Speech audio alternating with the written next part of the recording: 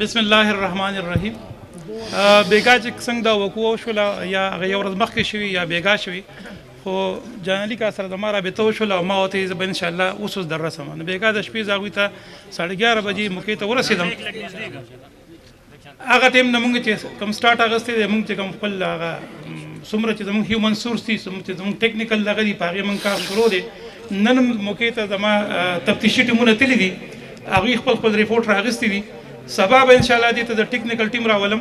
نو ما سحر هم تاسو سره جمعات کې دا وعده کړی چې به حیثیت مسلمان د دې نه هټ کې، لکه فرض که دا خو کیسونه مونږ ته راځي، په سوونه کیسونه راځي، دا کیس پرسنلي زه خپله به انشاءالله دې پروسیډینګ کوم. دا که فرض که دا سړی نن یا سبا انشاءالله چې ستاسو دعا را سره او ستاسو مدد را سره انشاءالله الله اکبر. تکبیر، نعره تکبیر. دا چې کلم ما حارس کو انشاءالله د هغې سره سره به زه یو تکړه تفتیش دې کې کوم او زه به انشاءالله دې کوټه پورې تاسو سره ځم.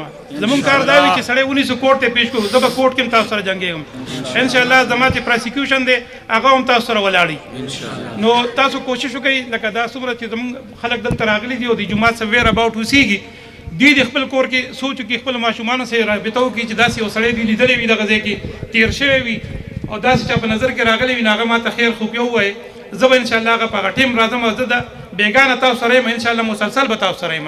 څو پورې چې دا کیس ما ډیګ آوټ کړی نه وي، دې کې ما کار نه وي کړی، هغې پورې به زه تاسو سره یم.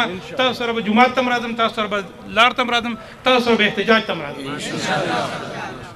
بس تاسو موږ سره کوشش صرف دغه وکړئ چې دې کې تاسو سره کم دی نه معلومات راځي چې هغه ما سره شیر کوئ، زه به تاسو سره موجود یم. هغه به زه مخکې ځم، په هغې به زه کس هغه رانیسو.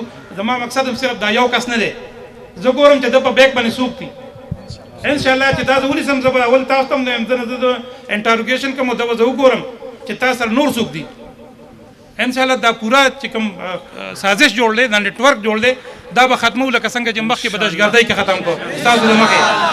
دا به تاسو په مدد سره، ستاسو په امداد سره کېږي انشاءالله. دا نیټورک به زه ډېر آوټ کوم.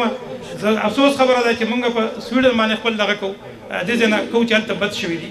دلته زما په خپل کور کې ما سره داسې کېږي، په حیثیت مسلمان ما سره داسې کېږي. دا خو مسلمان الټ دی نه، مسلمان خو دی نه چې مسلمان وي هغه به څنګه داسې کار وکړي. نو زه په دې خفه یم چې یاره زموږ مسلمانانو کې داسې خلک ولې شته چې هغه د هغوی حمایت کوي او د هغوی دپاره کارونه کوي. انشاءالله تاسو دوا ماته پکار ده، تھینک یو، سپورټ پکار دی، زه به یم درسره.